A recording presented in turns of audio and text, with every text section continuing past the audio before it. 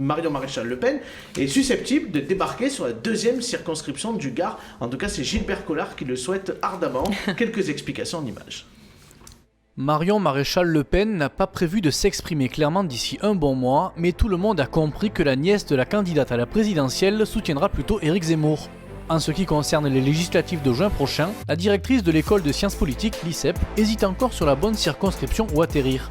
Hors de question d'aller du côté de Lyon, où son entreprise est domiciliée, encore moins dans son ancien fief du Vaucluse, où les dirigeants du Rassemblement national voudront lui faire la peau. Restent deux possibilités, le Morbihan d'où elle est originaire, ou le Gard. Selon nos informations, Gilbert Collard, qui vient de rejoindre Reconquête, fait tout pour la convaincre. Et c'est sur la deuxième circonscription qu'elle pourrait livrer bataille. L'ancienne députée FN du Vaucluse pourrait même l'emporter en juin prochain, d'autant plus que l'on se souvient que Marion Maréchal Le Pen avait fait le déplacement en 2017 dans l'entre-deux-tours des législatives. Sa présence aux côtés de Gilbert Collard avait grandement participé à la victoire du médiatique avocat. On en parle ce soir dans Bonsoir le Gard. On va démarrer avec Olivier sur le sujet. Alors Olivier, vous en pensez quoi de ce parachutage possible de Marion Maréchal Le Pen dans le Gard? Je pense d'abord. Est-ce que vous y croyez déjà? Et puis ensuite. Moi, je pense d'abord qu'il faut d'abord jouer le match des présidentielles, parce qu'avant les législatives, il y a des présidentielles, que le résultat des législatives est toujours très nettement corrélé au résultat des présidentielles. Donc, mais on a quand même le sentiment que dans tous les partis, tout le monde a déjà commencé un peu. Alors, même s'il est vrai que cette circonscription est une circonscription atypique, où la droite dure est très ancrée, c'est vrai, mais on se souvient quand même que. Enfin, là, c'est pas la droite dure, c'est le Rassemblement national. Marie-Sarah, avec la vague En Marche, a échoué de 45 voix face à Collard la fois dernière. Ouais. Donc, c'est vrai que c'est un territoire qui sait résister même à des vagues présidentielles. La preuve, c'était le cas avec Gilbert Collard. Mais moi, pour l'instant, le parachutage aura lieu éventuellement si demain il y avait un résultat favorable, je pense, pour le présidentiel. Après que Marion Maréchal Le Pen soit candidate. Elle a dit très clairement qu'elle voulait y retourner aux législatives. Ouais. Elle l'a dit très clairement. Même enceinte. Oui. Elle veut retourner, elle veut refaire de la politique. Et aujourd'hui, elle hésite entre le Morbihan, dont elle est originaire, ou le Gard. Est-ce que vous pensez que sur la deuxième circonscription, face à Frédéric Tousselier, face éventuellement à Cathy Guyot, ce serait pour elle un vrai challenge, un vrai symbole. Ou Armelle Grosjean aussi, pour le Parti communiste. La chef de file. Je pense qu'il y aura une union peut-être avec. Très honnêtement que la gauche a abandonné ce territoire. Il faut mettre quelqu'un, mais la gauche n'a plus de prétention à pouvoir gagner sur ce territoire. Même la République En Marche cherche un candidat quand même. Allez-y Sylvain. Oui. Vous avez envie de dire plein de choses. Oui. Moi, ce que j'ai envie de dire, c'est que c'est pas la droite dure, c'est l'extrême droite.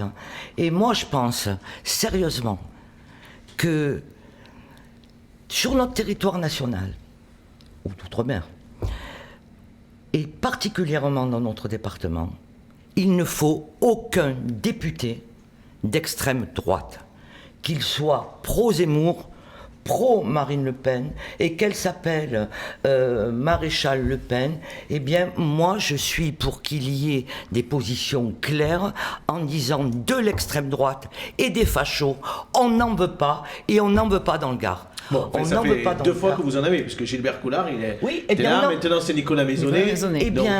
Eh bien, cela dit, Abdel, il y a eu Collard, eh bien, aujourd'hui, il y a de la place pour d'autres candidats qui ont des choses à porter, des choses sérieuses, qui ne sèment pas la haine, mais qui au contraire peuvent contribuer à aider ce pays pour revenir au sujet, à se tenir Marion Maréchal Le Pen, elle vous fait peur? C'est le sujet. Elle vous fait peur ou pas?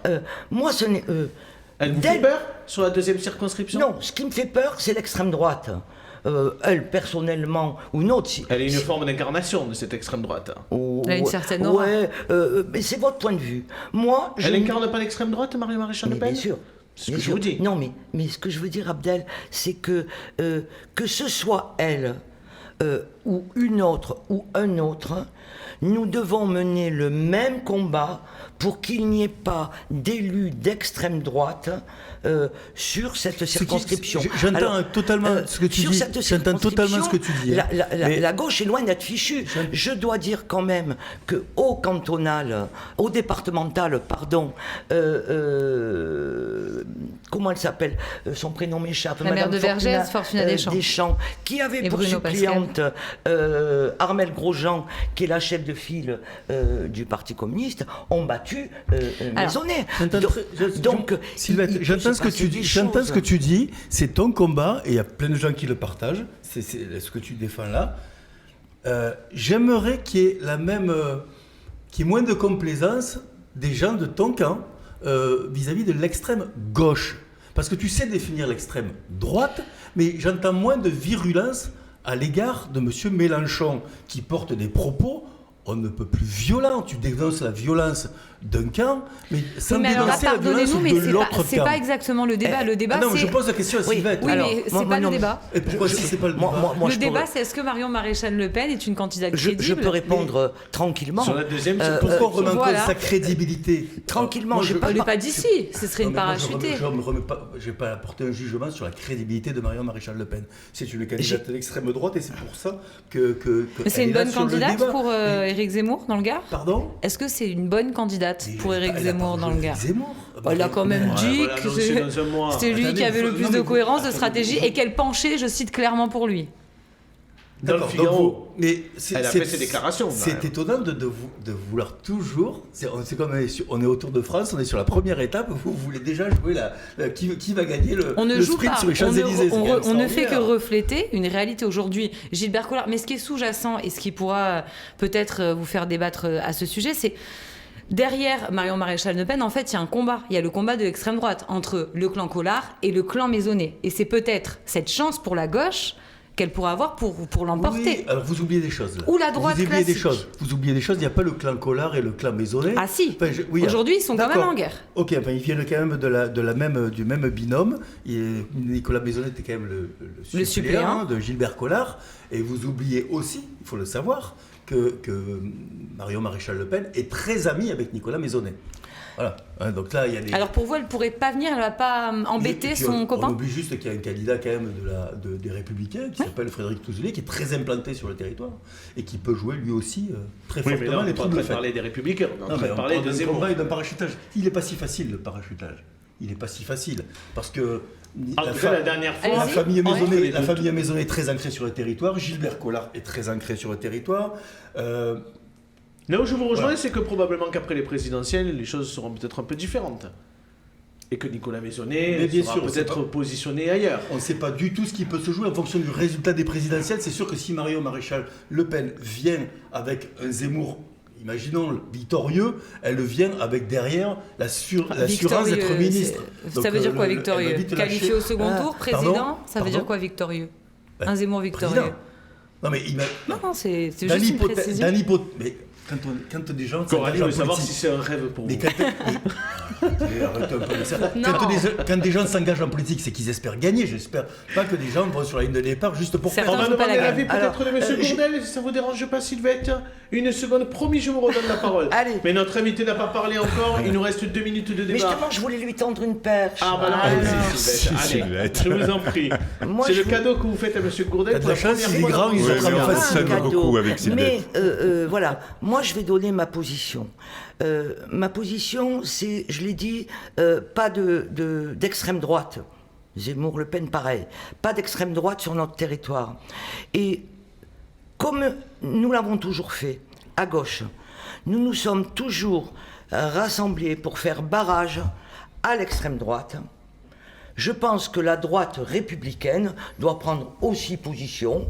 Eh bien, si au second tour, par malheur, il y avait un candidat d'extrême droite et un candidat de gauche, est-ce que les républicains appelleraient clairement à faire barrage aux candidats d'extrême droite, comme la gauche s'est toujours engagée à le faire, la droite aussi assez souvent d'ailleurs, mais donc c'est pour ça que je disais, notamment ça pour permet... Christian Bastide.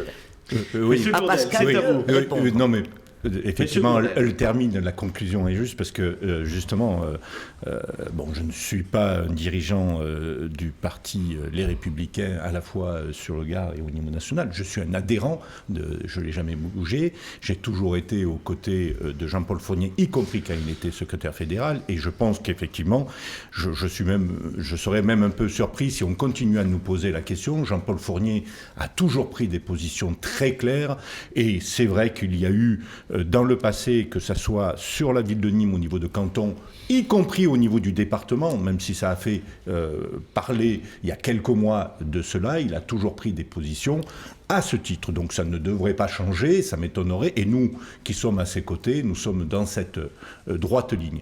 Mais pour en revenir sur le sujet, je rejoins un tout petit peu Olivier, non pas sur l'élément, c'est effectivement, nous avons d'abord une présidentielle. Et cette présidentielle est un élément où, en tant qu'électeur, adhérent, certes, je suis convaincu de mon vote, mais en tant qu'électeur et parlant avec d'autres électeurs, nous devons d'abord avoir un débat d'idées et non pas un débat de personnes. Et le gros problème que nous avons actuellement, nous avons d'abord des débats de personnes avant de débats d'idées.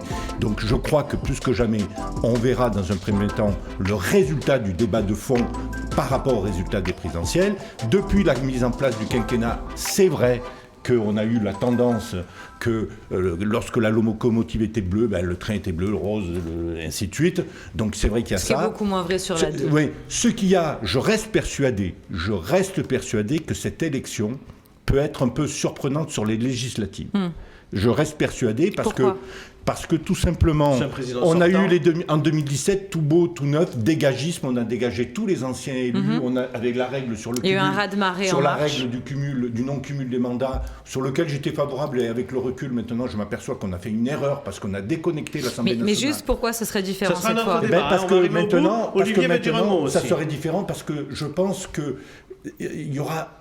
si Macron arrivait en tête, ça ne sera pas un vote d'adhésion derrière Macron, ça sera un vote de barrage qui sera marquant, et que par contre aux législatives, ça sera l'idée, plus que jamais, de défendre les idées. Et c'est là où des gens comme Frédéric Touzelier, je défends un peu mon camp, sera plus que jamais en position de se maintenir et de gagner, surtout si...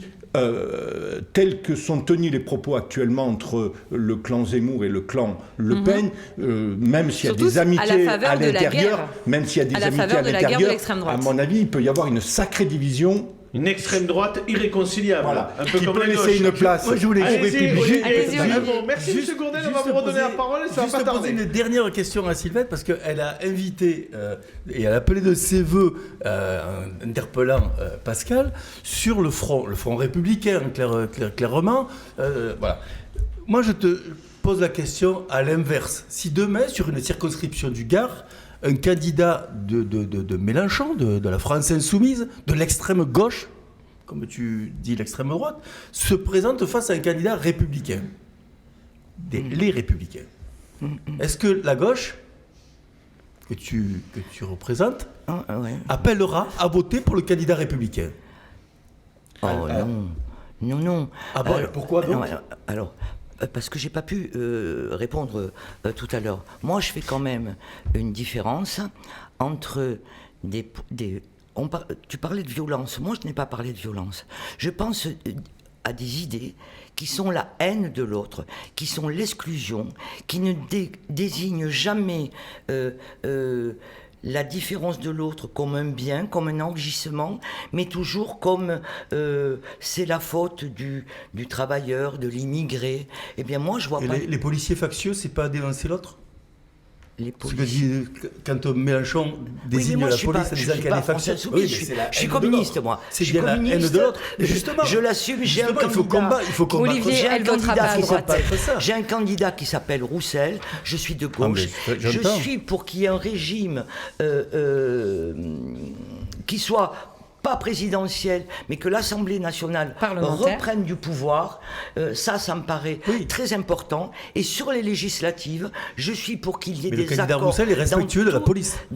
Tout à fait. Oui, je propose qu'on fasse un débat sur M. Mélenchon, peut-être, prochainement. Oui, mais alors il faudra, je pense, moi je suis prête à parler de Mélenchon, mais il faudra quand même inviter à ce moment-là des représentants de Mélenchon. Je suis et je défends la candidature de Fabien Roussel, et je suis pour qu'aux législatives, législative, la gauche soit le plus présente à l'Assemblée nationale demander dans à la sa droite diversité. de faire barrage à l'extrême droite et dans le même temps que la gauche ne fasse pas barrage à l'extrême gauche.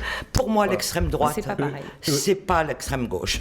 L'extrême droite, Mais pour moi, est un non, danger, Sylvette et Olivier, comme elle l'a été pour les Républicains d'ailleurs. Mais Sylvette et Olivier, n'oubliez pas un petit détail. Clôturez, C'est monsieur que- Bourdel. C'est que Faites-nous c'est la- On a une l'électeur interview qui à faire. décide. Et l'époque où, quand on parle de front, pourquoi ça a été un échec, le Front républicain? Ça a été souvent un échec. Et on voit que ça se dégrade dans la relation. Pourquoi? Chirac, il peut pas dire ça quand même. Il dit Valadier sur le canton de Non mais, Saint-Gilles. non, mais on parle il y a combien de temps? 20 ans. 20 Oui, ans. et depuis? Donc entre-temps, la société a changé. Macron. Et le problème, c'est que les électeurs de nos jours ne sont pas des suiveurs. Eh non, c'est fini. Il faut qu'on les convainque. Merci à Faut les tous convaincre. d'avoir participé Je à fais ce tout pour. débat. Il faut les Merci convaincre. Sylvette, merci Olivier.